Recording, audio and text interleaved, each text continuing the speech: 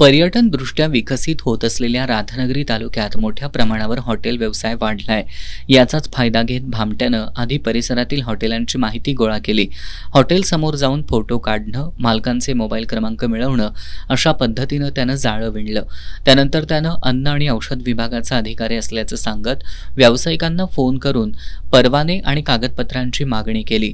कायदेशीर कारवाईची भीती दाखवत त्यानं विविध कायद्यांचा धाक दाखवून संबंधितांकडून ऑनलाईन स्कॅनद्वारे 1500 ते 2000 रुपयांची रक्कम उकळली. व्यवसायात अडथळे येऊ नयेत या भीतीपोटी अनेकांनी पैसे पाठवले.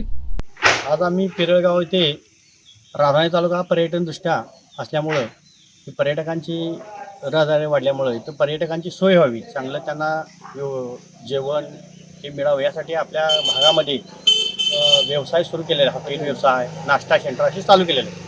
त्यामध्ये आमच्याकडं सर्वांच्याकडं अन्नपेशा फूडच्या आमच्याकडे लायसन्स असतानासुद्धा एक भामटा असा आला की त्यांनी सांगितलं की आम्हाला मी प्रांत ऑफिसकडनं आम्हाला तुमचे फोटो आले आहेत हॉटेलचं आणि यांची लायसन्स चेक करा, यांची तपासणी करा आणि त्यासाठी तुम्ही आम्हाला ऑनलाईन पैसे पाठवा, तुम्हाला नवीन आम्ही लायसन रिन्यू करून देतो.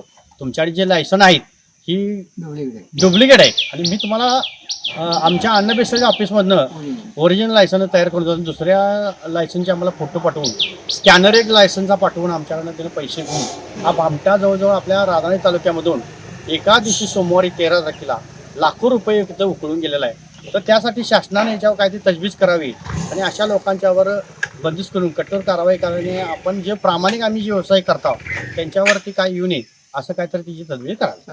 दरम्यान काही जागरूक व्यावसायिकांनी कोल्हापूरमधील अन्न आणि औषध प्रशासन कार्यालयाशी संपर्क साधला असता संबंधित व्यक्तीचा विभागाशी कोणताही संबंध नसल्याचं स्पष्ट करण्यात आलं.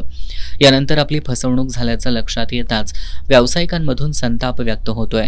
या प्रकारामुळे राधानगरी तालुक्यातील हॉटेल व्यावसायिकांमध्ये भीतीचं वातावरण निर्माण झालं असून प्रशासनानं तात्काळ कारवाई करून भामट्याचा शोध घ्यावा आणि संबंधितावर कडक कारवाई करून अशा प्रकारांना आळा घालावा अशी मागणी होतीये.